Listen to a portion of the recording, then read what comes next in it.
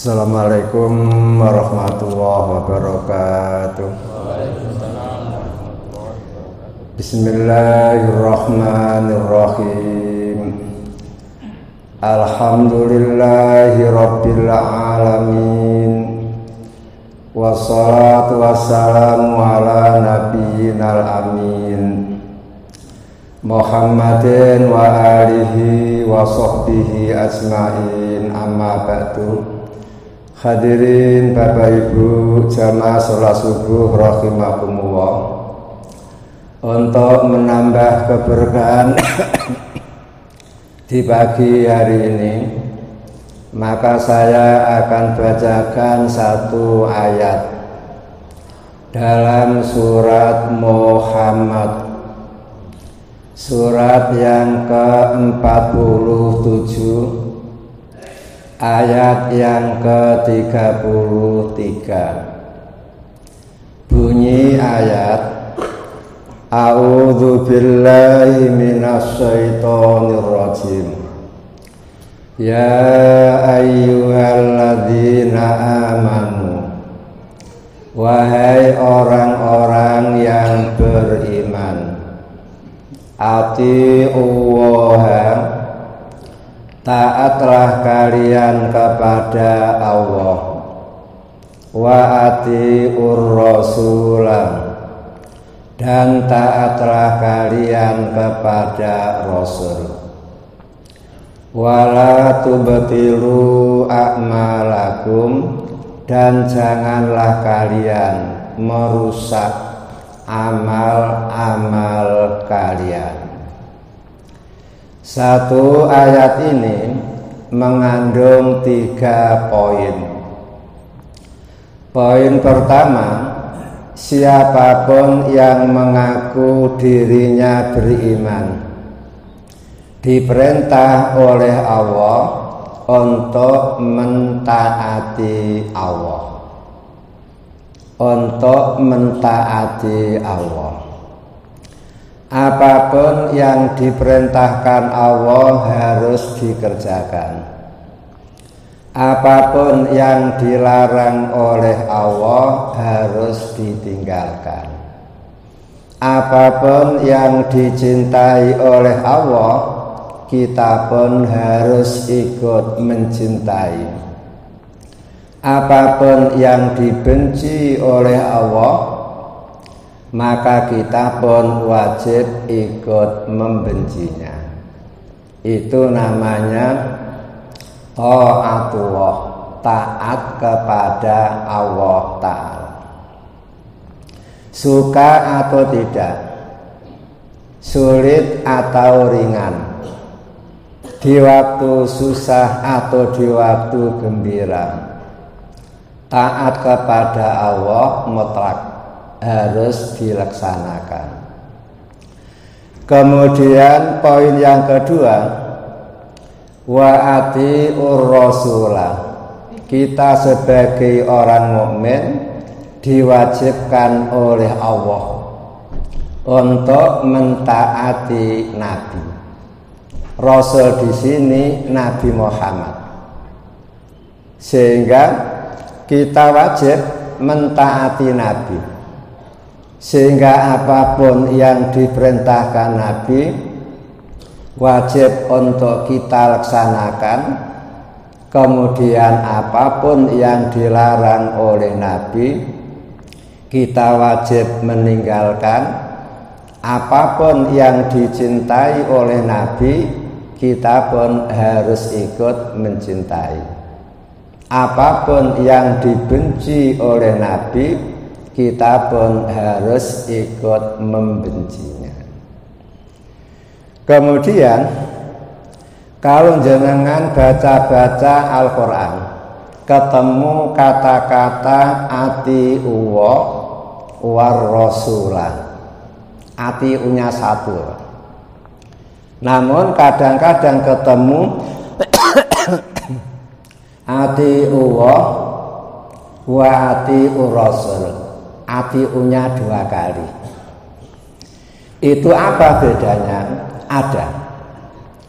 Kalau atiunya 1, ati'u wa rasul, taatlah kalian kepada Allah dan Rasul. Artinya apapun yang diperintahkan oleh Allah, itu pula yang diperintahkan oleh Rasul. Apapun yang dilarang oleh Allah, itu pula yang dilarang oleh Rasul. Apapun yang diperintahkan oleh Rasul, itulah perintah Allah. Dan apapun yang dilarang oleh Rasul, itu pula yang dilarang oleh Allah. Berarti cukup ati'u. Makanya di ayat lain mengatakan mayyuti'ir rasul faqad ata Allah. Siapa yang taat kepada Rasul, berarti dia taat kepada Allah. Siapa yang taat kepada Allah sama dengan taat kepada Rasul. Gitu. Tidak ada beda. Kemudian kalau ati'unya diulang 2 kali, Pak. Ati'u Allah sendiri, wa ati'u Rasul sendiri, itu beda. Bedanya apa? Allah menyuruh sendiri, Rasul menyuruh yang lain. Allah melarang sendiri, Rasul juga melarang yang lain. Sehingga ada beda. Contoh, dalam urusan wudu, Allah hanya menyuruh 4. Idza kuntum ila sholati faghsilu wujuhakum wa aydiyakum wamsahu biru'usikum wa arjulakum. Ayat ini menjelaskan panjenengan apabila mau melakukan sholat, panjenengan diwajibkan oleh Allah untuk berwudu. Apa wudu? Kata Allah, wudu itu membasuh wajah, membasuh 2 tangan, mengusap kepala, dan membasuh kaki. Cukup. Ternyata Nabi Muhammad menyuruh lain. Apa itu? Kalau Anda mau berwudu, basuh dulu kedua tangan Anda. Kemudian berkumur-kumurlah 3 kali. Hiruplah air ke hidung 3 kali. Yang berjenggot, tidak pandang bapak-bapak, ibu-ibu, pokoknya berjenggot, diselat-selati jenggotnya. Ada enggak ibu yang berjenggot?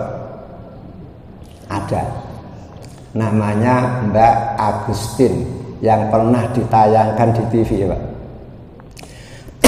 Sejak SMA sudah mulai tumbuh, kalau dicukur sakit gitu, sehingga dibiarkan. Itu TV ada itu, bukan palsu. Diselat-selati begini. Itu anjuran Nabi Muhammad. Berarti Allah menyuruh 4, Nabi Muhammad menyuruh yang lain. Walaupun ulama-ulama kita memahami apa yang diperintahkan oleh Allah itulah yang wajib, kemudian yang diperintahkan oleh Nabi Muhammad itu yang sunnah.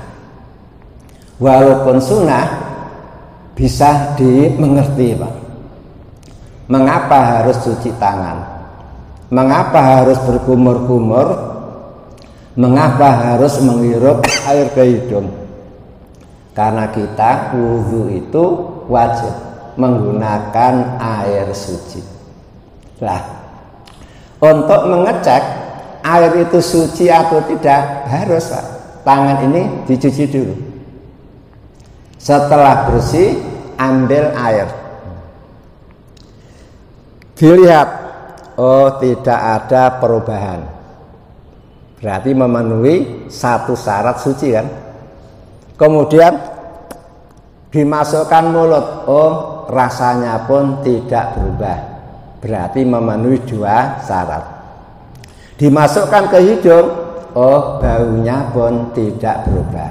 Berarti jelas suci. Setelah suci baru apa? Membasuh wajah. Beda dengan demikian, setelah dicuci tangan, ambil air, dilihat tidak ada perubahan warnanya, dimasukkan ke dalam mulut tidak ada beda, begitu dimasukkan ke hidung lah kok buasin. Berarti apa? Berubah. Maka lihat jedingnya, ternyata di situ ada bangkai kucing. Suci atau tidak? Nah itu makanya Nabi Muhammad menganjurkan cuci tangan, berkumur, menghirup air ke hidung. Itu di samping anjuran Nabi ada hikmah untuk ngecek air itu suci atau tidak. Kemudian contoh yang lain, dalam urusan makanan Allah hanya melarang 4. Pertama, bangkai. Kedua, darah yang mengalir. Darah manusia mengalir, darah kambing mengalir, itu yang haram. Darah tinggi, darah nyamuk tidak mengalir sehingga halal. Silakan jenengan waktu liburan ambil tinggi 1 piring, lalu digoreng dikasih kecap, silahkan dimakan kalau mau. Itu tidak termasuk damam masfuhan, darah yang mengalir. Yang ketiga, babi. Kalau Al-Quran menyebut lahma khinzir, daging babi, itu majas Pak, menyebut dagingnya, namun yang dikehendaki seluruhnya, kulitnya, sumsumnya, kemudian tulang lunaknya, semuanya haram. Kemudian yang keempat, hewan uhilla bihi li ghairillah, hewan yang disembelih dengan menyebut Tuhan selain Allah. Kalau panjenengan ketika menyembelih ayam, bismillah. Kalau orang lain, bismi nyi loro kidul keras disembelih, berarti apa? Haram. Makanya untuk jenengan kalau belanja di pasar harus hati-hati. Hewan itu disembelih pakai nama Allah atau tidak, itu sulit untuk mengetahui Pak ya. Dan alat secanggih apapun tidak bisa membedakan ini disembelih pakai basmalah atau disembelih pakai nyi loro kidul, kan tidak tahunya. Makanya harus betul-betul beli kepada langganan Bu Haji atau Pak Haji, itu insya Allah disembelih sendiri sehingga kehalalannya itu terjamin. Hanya 4 yang dilarang oleh Allah. Ternyata Nabi Muhammad menambah 2. Apa itu? Semua burung yang bercengkeram itu haram untuk dimakan, haram. Seperti apa? Burung elang, gagak, betet, kemudian raja wali, dan lain sebagainya. Yang kedua, setiap binatang buas yang bersiung, siung Pak, seperti anjing, seperti kucing, seperti tikus, seperti harimau, ular juga ada siungnya Pak ya, sehingga itu langsung remek semua balung-balung itu. Semuanya oleh Nabi dilarang. Nah, berarti apa? Nabi melarang sendiri, Allah melarang sendiri. Itu namanya ati'ullah wa ati'ur rasul. Maka apapun yang diperintahkan Allah, diperintahkan Rasul, kewajiban kita cukup manut taat. Apapun yang dilarang oleh Allah, yang dilarang oleh Rasul, kewajiban kita pun hanya manut taat. Itulah artinya ati'ullah wa ati'ur rasul. Kemudian poin yang ketiga, dan yang ini yang akan saya jelaskan, adalah wala tubtilu a'malakum, dan janganlah kalian merusak amal-amal kalian. Ayat ini merupakan wasiat Allah, Pak. Allah berwasiat kepada kita agar kita ini menjaga amal-amal ibadah yang sudah kita kerjakan, Pak. Tiket surga itu harus dijaga. Karena tiket surga bisa rusak, tiket surga bisa hilang, tiket surga bisa tersobek dan lain sebagainya, sehingga la yanfa, tidak bermanfaat.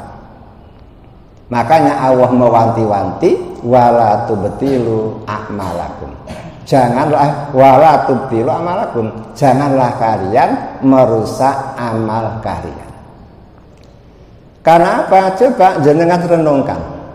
Umpama panjenengan sudah berusia 55 tahun. Sejak balik umur 15 tahun, Pak, jenengan sudah mulai ibadah. Berarti apa? Ibadah panjenengan sudah banyak terkumpul di bank milik Allah.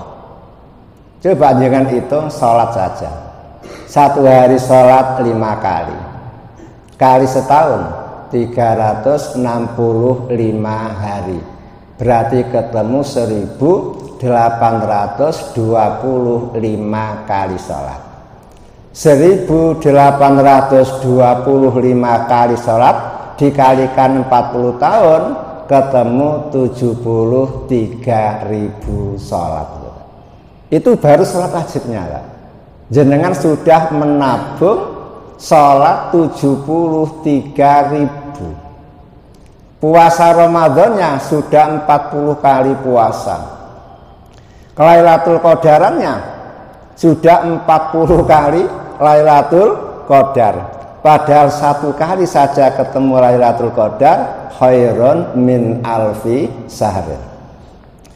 Belum nanti setelah selesai ngaji jenengan sholat suruh yang pahalanya seperti haji sempurna, seperti umrah sempurna.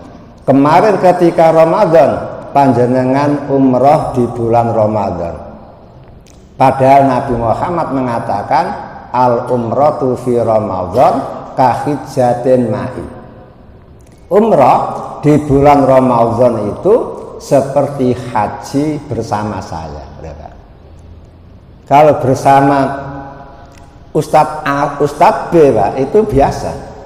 Tapi kalau haji bersama Nabi kan luar biasa. Lebih-lebih Nabi Muhammad itu seumur-umur hajinya hanya 1 kali, yaitu tahun ke-10. Tahun 8 Hijriah Mekah ditaklukkan. Tahun 9 orang Islam diperintah Nabi untuk melaksanakan ibadah haji, dipimpin oleh Abu Bakar, Amirul Hajj itu. Nabi Muhammad tidak ikut. Mengapa? Karena waktu itu belum ada larangan, Pak. Perempuan telanjang tawaf di Ka'bah, laki-laki telanjang tawaf di Ka'bah, yang biasa dilaksanakan oleh adat orang-orang kafir. Orang kafir itu ya haji, Pak. Kalau tawaf ke Ka'bah telanjang. Mengapa telanjang? Karena ibadah itu kan menghadap kepada Zat yang Maha Suci. Nah, kalau ibadah itu menghadap kepada Zat yang Maha Suci, ngapain? Harus pakai pakaian. Kotor ini, Pak. Judi pakai pakaian kan? Minum pakai pakaian kan? Zina juga pakai pakaian kan? Gitu. Kotor. Makanya dilepas. Sehingga mintul-mintul itu. Maka Nabi Muhammad sebagai Nabi tidak pantas lah tawaf kumpul dengan mereka yang telanjang-telanjang itu. Sehingga ketika Abu Bakar haji baru ada pengumuman, mulai tahun depan tidak boleh lagi orang telanjang tawaf, tidak boleh lagi orang kafir memasuki tanah haram. Begitu, Pak. Dan alhamdulillah tahun ke-10 sudah tidak ada orang telanjang mengitari Ka'bah. tidak ada lagi orang kafir menginjakkan kaki di tanah haram, Madinah dan Mekah. Sampai sekarang Pak, tidak bisa. Tahun ke-10 Nabi baru haji. Dan itulah haji yang pertama dan sekaligus haji yang terakhir. Sehingga orang yang berhaji bersama Nabi luar biasa hebatnya. Lanjenengan cukup melakukan umroh di bulan Ramadan, nilainya sama dengan haji bersama Nabi Muhammad. Berarti kan pahala panjenengan banyak itu. Lebih-lebih ada loh orang Surabaya Pak, telah pernah bercerita hajinya sudah 40 kali, umrohnya sudah 73 kali. Kalau itu semuanya diterima oleh Allah, berapa banyak pahala yang terkumpul, kan begitu Pak. Lah setelah orang Islam banyak-banyak menabung amal ibadah, sekarang Allah mewanti-wanti, wala tubtilu a'malakum. Janganlah kalian merusak amal-amal ibadah yang sudah kalian tabung. Oleh karena itu, supaya panjenengan bisa menjaga agar tidak rusak, maka panjenengan perlu mengetahui apa saja hal-hal yang bisa merusak amal baik. Kalau panjenengan buka-buka Al-Quran, buka-buka Al-Hadis, maka panjenengan akan bisa menemukan banyak hal yang bisa merusak pahala, bisa merusak amal ibadah. Di antaranya pertama, asyirku billah, mensekutukan Allah, menduakan Allah. Orang yang punya keyakinan di samping Allah sebagai Tuhan, masih ada lagi Tuhan-Tuhan yang lain. Hanya Allah Tuhan yang paling tinggi, yang lain Tuhan-Tuhan yang kecil-kecil sebagai pembantu-pembantu Allah. Kepercayaan semacam ini pun syirik. Kemudian ada lagi orang yang berkepercayaan Allah itu maha kuasa, namun kekuasaannya dibagi-bagi oleh Allah. Nyi Loro Kidul menguasai segoro kidul, Nyi Loro Lor menguasai segoro lor, lembah-lembah dikuasai oleh danyang-danyang.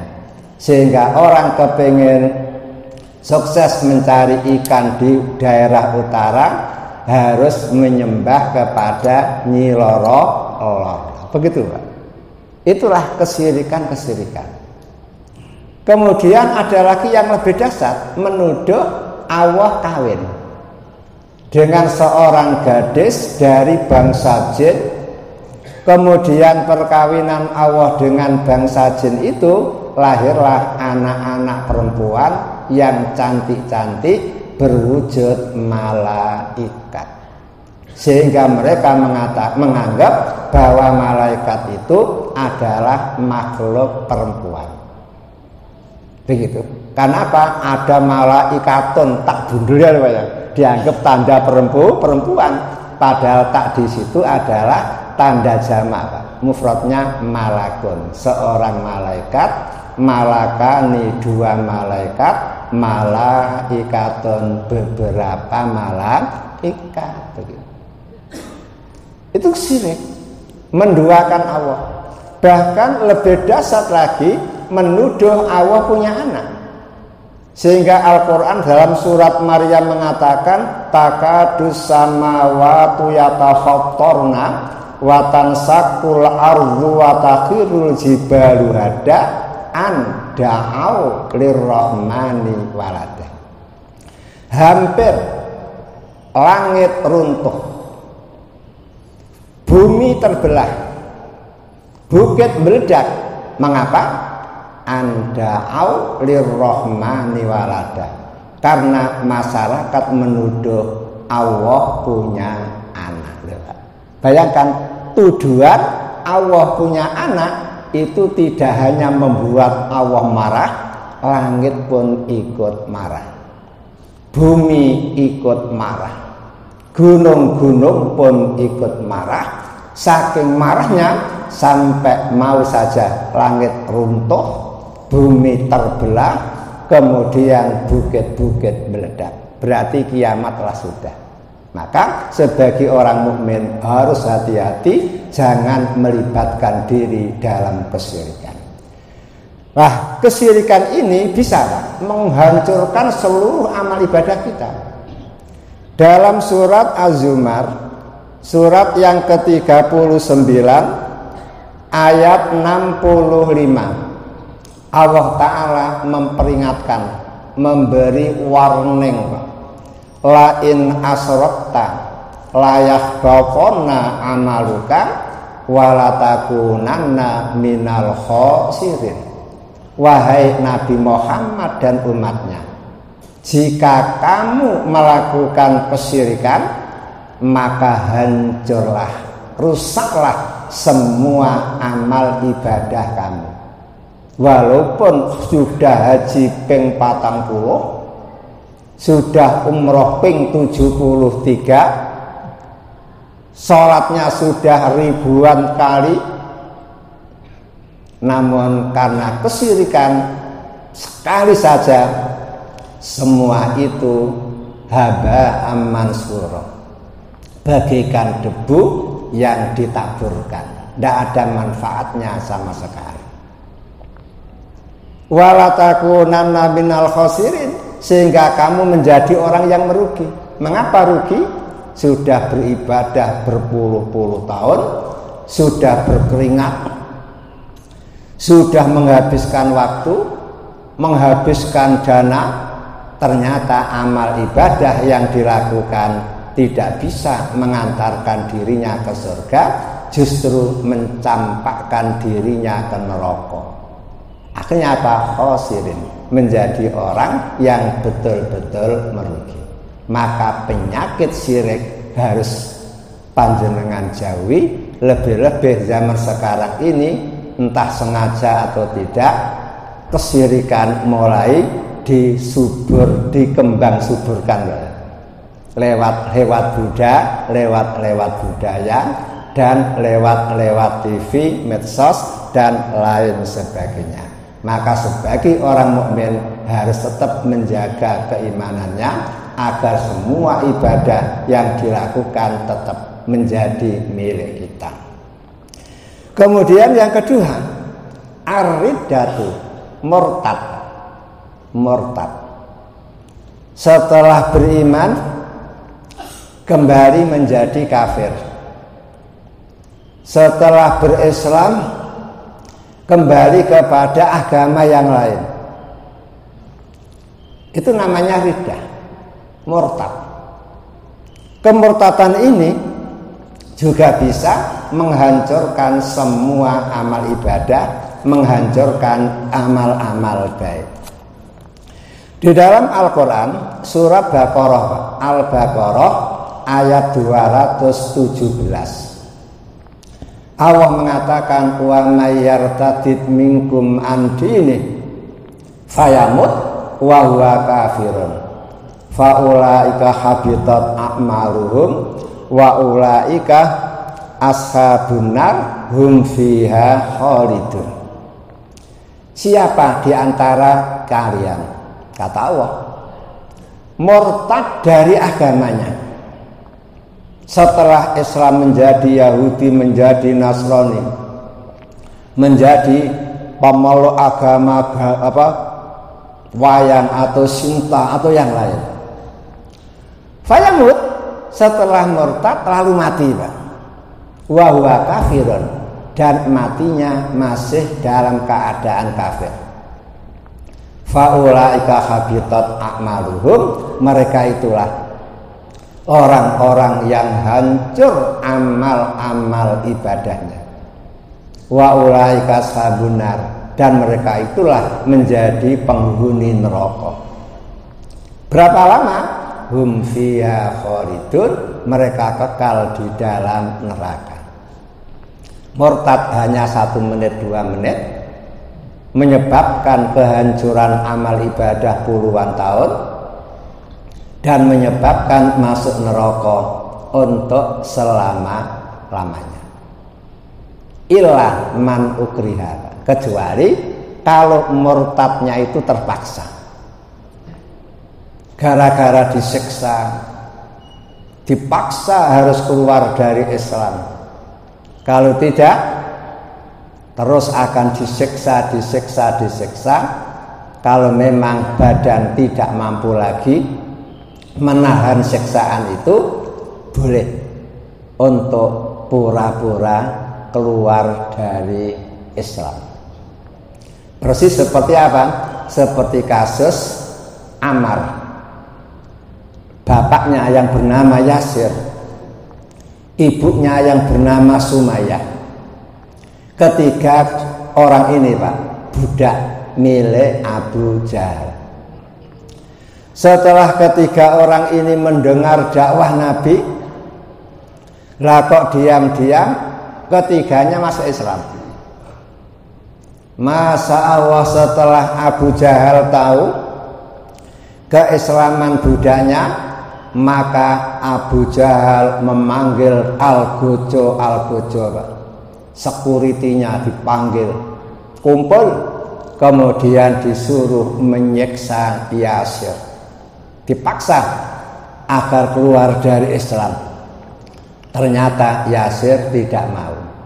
Terus diajar, dipukuli, sudah jatuh malah diidak-idak, akhirnya matilah Yasir, mati syahid. Kemudian istrinya bernama Sumayyah disiksa juga, dipaksa untuk keluar dari Islam, tidak mau, ditelanjangi. Kemudian tangan yang satu diikatkan 1 ekor onta, kemudian yang satu diikat pula, lalu ditautkan di onta yang kedua, lalu kedua ontanya disuruh berjalan, Pak, berselang begini, sehingga Sumayyah begini daplang gini, tidak tahan, Pak. Begitu itu tetap bertahan, tidak mau keluar dari Islam. Akhirnya Abu Jahal ambil tumbak, lalu ditumbakkan persis kemaluannya, tembus punggung, Pak. Tembus sehingga mati dalam keadaan tumbak mancep dari depan sampai tembus belakang.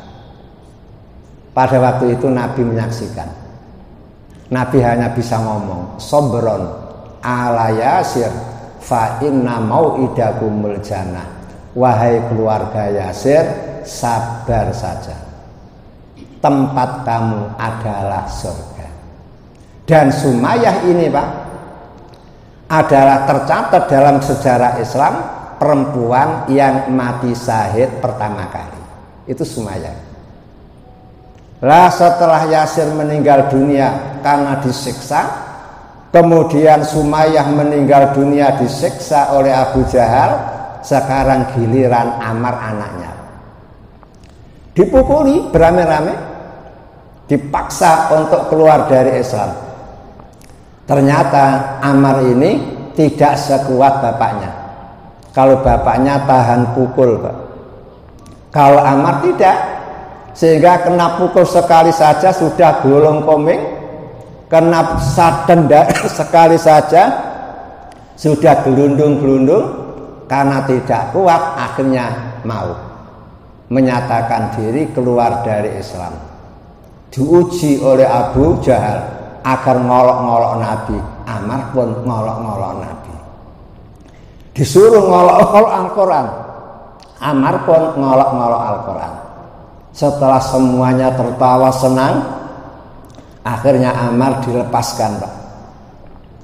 Secara diam-diam menemui Nabi Muhammad. Setelah itu Ammar bercerita,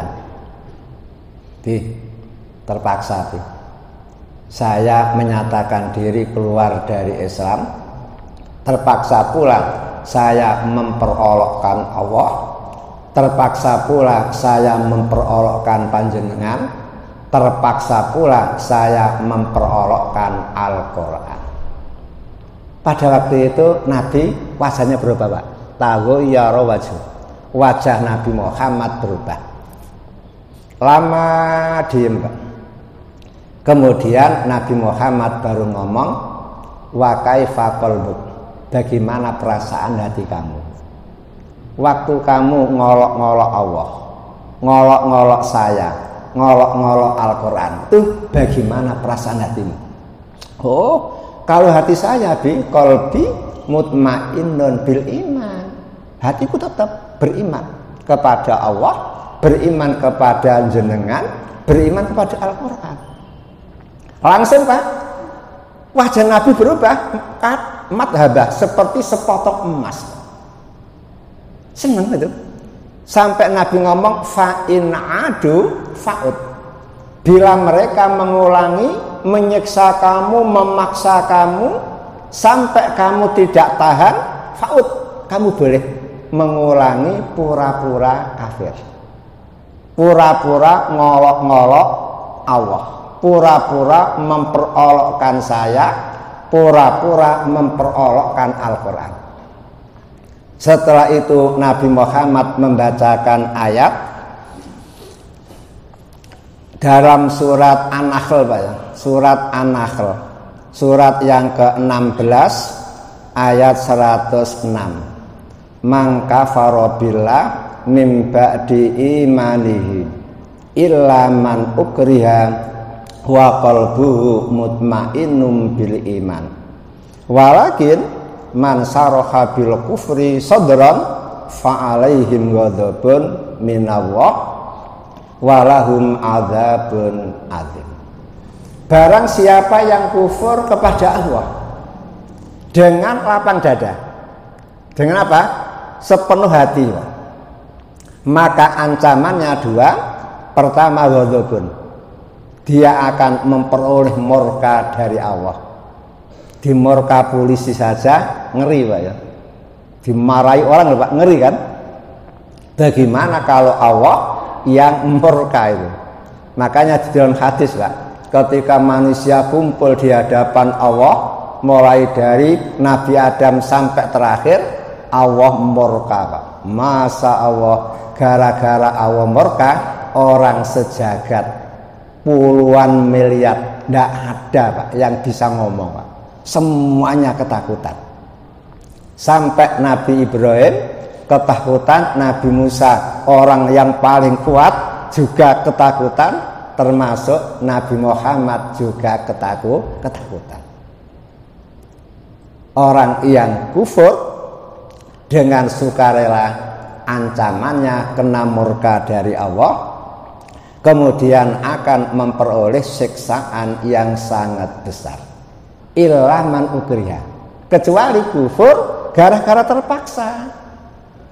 Wa qalbuhu mutmainnun bil iman, sedangkan hati tetap beriman kepada Allah, maka orang semacam ini tetap dianggap sebagai orang Islam, amal ibadahnya tetap utuh, tidak berkurang sedikit pun. Namun ingat, Pak, terpaksa, gak kuat. Namun kalau panjenengan tahan pukul, tidak boleh pura-pura, Pak. Makanya lihat Bilal bin Rabah setelah dipukuli jatuh bangun, akhirnya tidak bisa bangun lagi, Pak. Saking parahnya, setelah tidak bisa bangun, lah kok malah diambilkan batu besar, Pak. Lalu ditindihkan antara dada dan perut. Ya sudah, tidak berdaya, Pak. Masih disiksa, masih disadui. Begitu, Pak. Dia disuruh untuk musyrik, namun Bilal tetap ahad. Sekali bertuhan Allah, tetap Allah. Tidak mau berubah. Begitu, Pak. Kuat Bilal itu. Mengapa kuat? Karena Bilal adalah cucunya raja, Pak. Raja Abraha itu punya cucu namanya Bilal. Ketika Raja Abraha mau gempur Ka'bah, kan waliyatul ahdi, putri mahkotanya dijak. Lah setelah tentara Abrokah diserang oleh laskar Ababil Tarmim itu ya, mereka lari kocar kacir, putri mahkota tertinggal di Mekah. Akhirnya ditangkap oleh penduduk Mekah lalu dihinakan. Sebagai bukti kehinaannya apa? Dia dipaksa kawin dengan seorang budak namanya Robah, putri mahkota dipaksa kawin dengan seorang budak kulit ireng. Itu kan penghinaan yang luar biasa. Lah perkawinan Robah dan putri Abrokah ini melahirkan Bilal, sehingga Bilal darahnya seperti baja hitam, tahan pukul, tahan panting, itu pantas saya. Kenapa? Darah biru. Beda dengan kita kan, darah abang. Sehingga kadang-kadang disenggreng sekali saja sudah langsung takut sembunyi, tidak berani ngomong lagi. Kalau Bilal tidak. Untung waktu itu Abu Bakar pas jalan-jalan melihat di depan ada gerombol-gerombol, langsung dilihat ternyata Bilal, teman senasib. Bilal masuk Islam karena dipengaruhi oleh Abu Bakar. Akhirnya Abu Bakar menemui Bani Khalaf ya.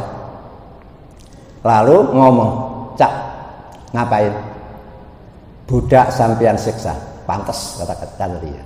Karena dia budak durhaka. Kalau kamu menganggap dia durhaka, ngapain? Tidak dijual saja. Kata dia, sopo sing gelem beli budak durhaka? Aku. Berapa kamu jual? Kata Khalaf, budak yang durhaka itu pantas dihargai murah saja, 50 dinar. Oke, dibayar. Setelah dibayar, langsung batu yang menindih diambil. Bilal dibangunkan, langsung dirangkul, diciumi oleh Abu Bakar sambil dikata-katain, "Mulai hari ini kamu menjadi milikku, dan sekarang kamu ku merdekakan." Masa Allah Pak, Bilal nangis terharu. Setelah itu lah kok Khalaf mengatakan, "Wahai Abu Bakar, seandainya kamu tadi mau menawar 10 dinar saja, sudah saya berikan." Kata Abu Bakar, "Wahai temanku, seandainya kamu tadi menawarkan 500 dinar, tetap akan saya beli." Bayangkan Mas ya. Jadi apa? Angga-anggaan sama ya. Jangan kalah berdiplomasi sama orang kafir gitu. Jangan merendahkan diri. Nah itulah hebatnya. Pertanyaannya, mengapa Bilal tidak mau pura-pura kafir? Karena dia belum merasa terpaksa. Belum merasa terpaksa. Kalau belum merasa terpaksa, kok sudah apa? Pura-pura, haram. Dianggap murtad, sehingga amal ibadahnya menjadi rusak. Kemudian yang ketiga, ada kedep biqadarillah, mendustakan takdir Allah Pak. Mendustakan takdir Allah, tidak percaya kalau manusia ini berjalan sesuai dengan takdir Allah. Orang yang tidak percaya dengan takdir Allah, bila ada orang sakit, salah dewe gitu Pak, gagal olahraga, padahal tonggo-tonggonya selalu bulu tangkis, akhirnya sehat. Ada orang fakir, salah dewe, tidak betul nyambut gawe. Pokoknya semuanya serba dirinya, salahkan. Itulah namanya orang yang tidak percaya dengan takdir. Orang yang tidak percaya dengan takdir Pak, itu imannya rusak.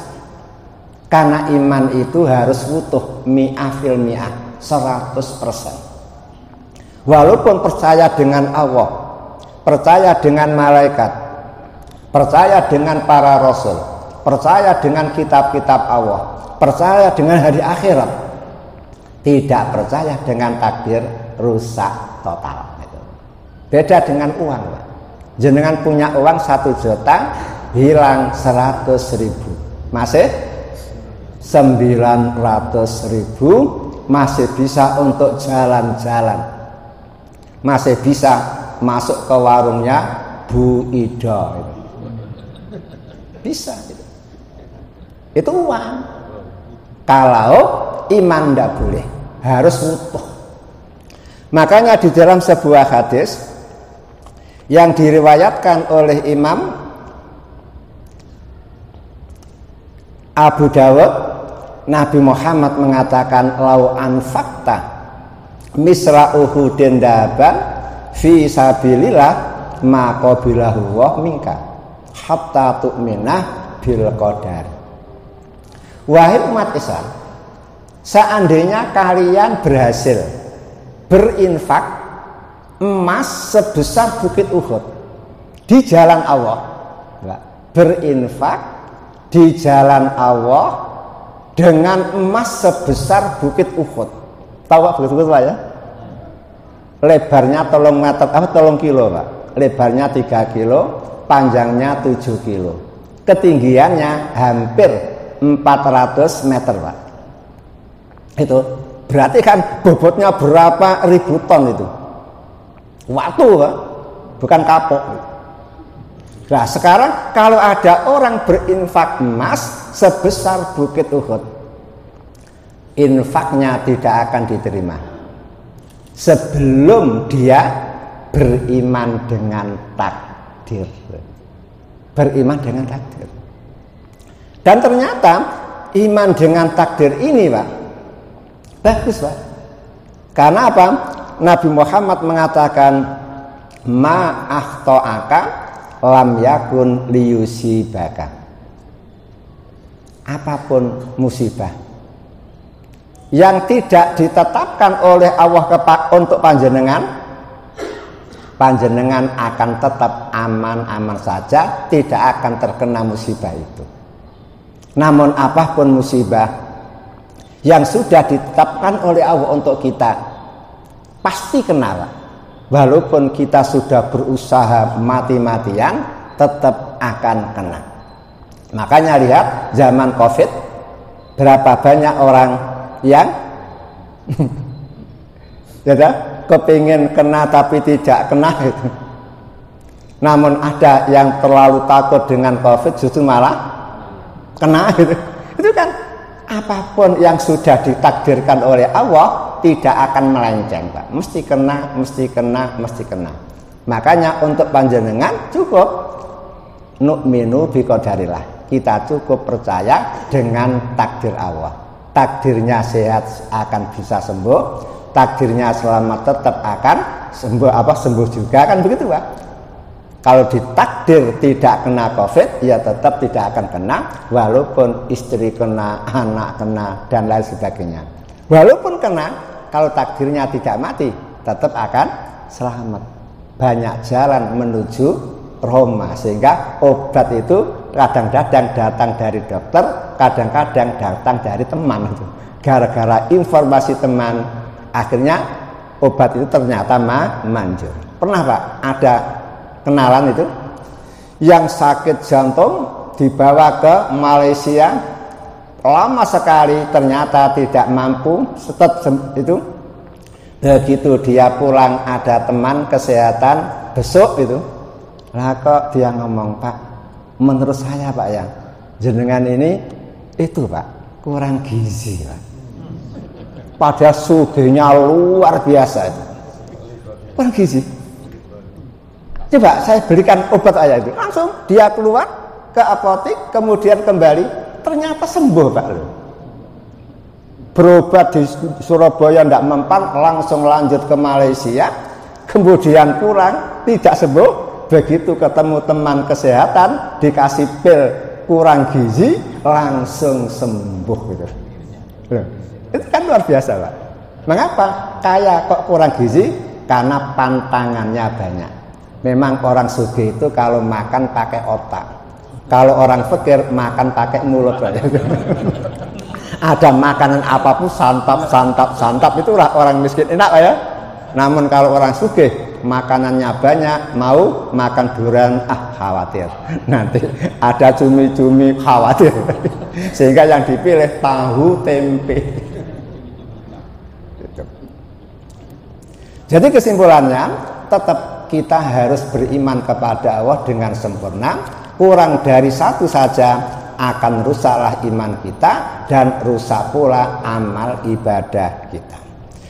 Kemudian yang keempat, Pak, bersumpah atas nama Allah bahwa Allah tidak akan mengampuni dosa seseorang. Nah ini Pak, bahaya Pak. Jenengan tidak boleh ngisi kersa, Pak. Oh, kamu tidak akan diampuni oleh Allah. Dosa kamu sudah terlalu banyak. Tidak boleh, Pak.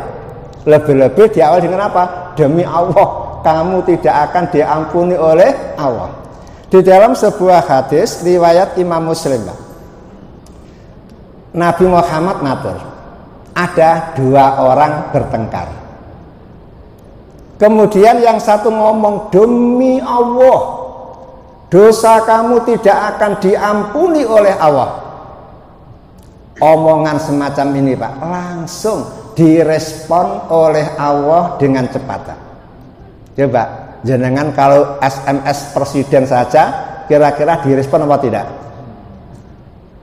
Jangankan presiden ya, gubernur, bupati aja, kalau jenengan SMS belum tentu dilihat itu. Dianggap sampah saja kan begitu kan, karena tidak kenal gitu.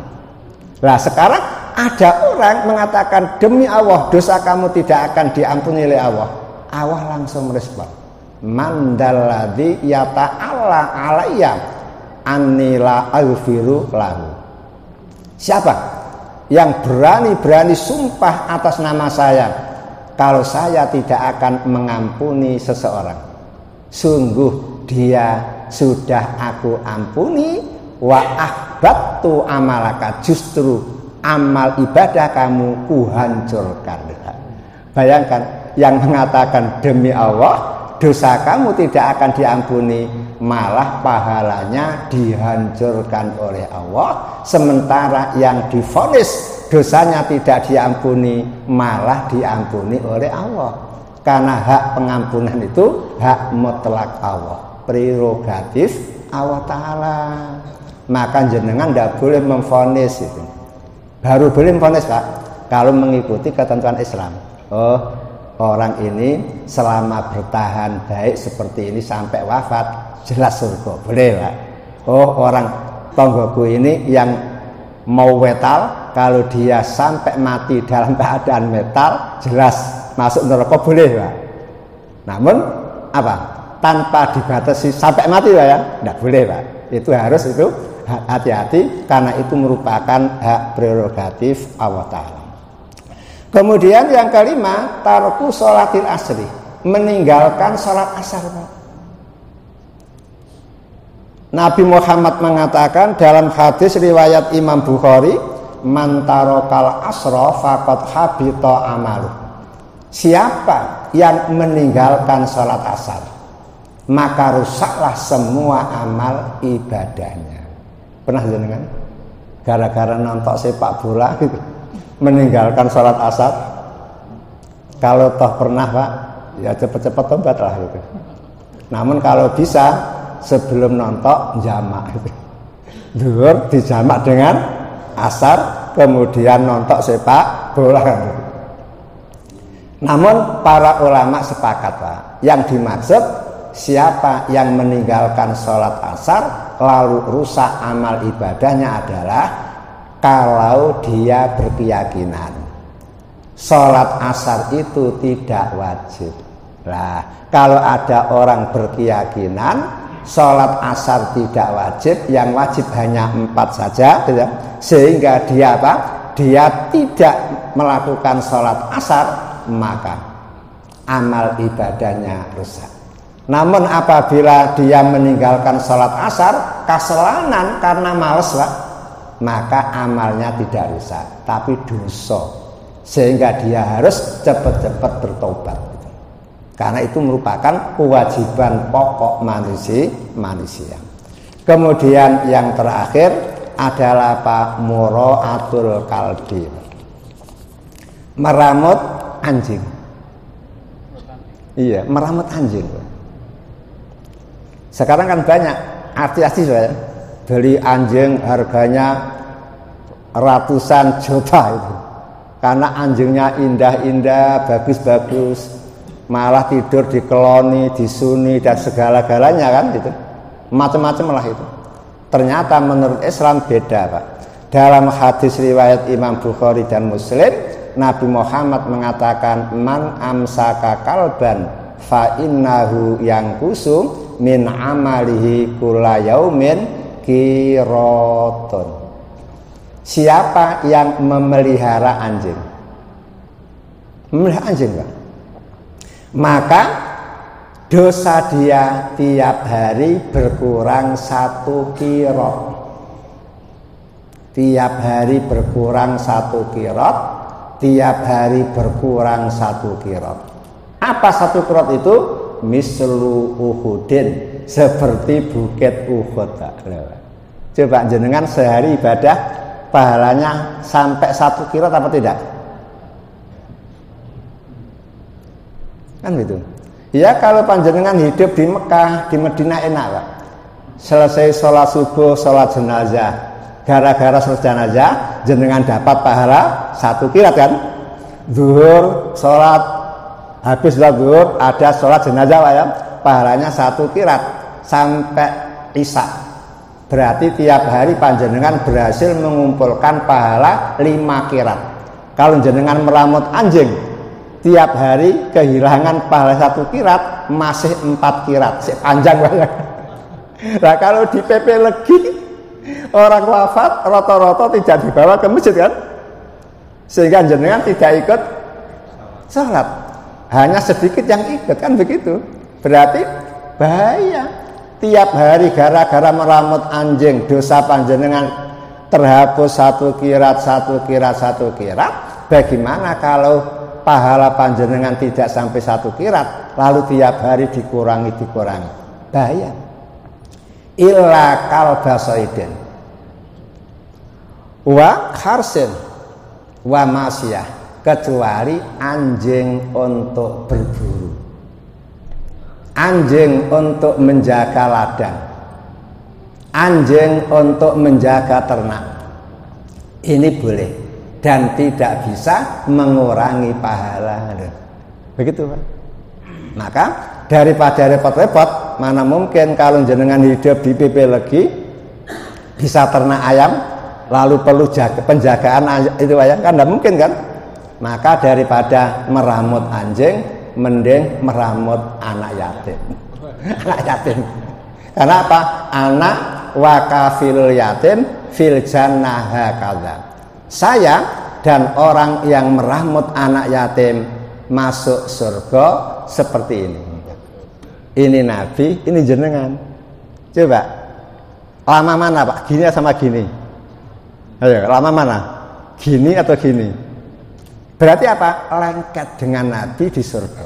Kalau toh berjarak, gini aja jaraknya.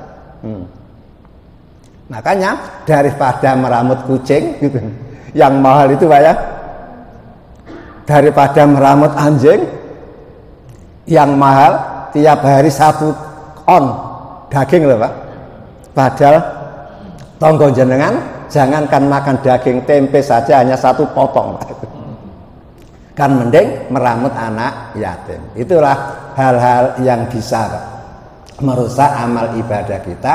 Maka setelah panjenengan serius beribadah, tolong ibadah yang sudah jenengan tabung itu jaga dengan meninggalkan hal-hal seperti tadi. Sekian, kurang lebihnya mohon maaf. Walhamdulillahirabbil alamin.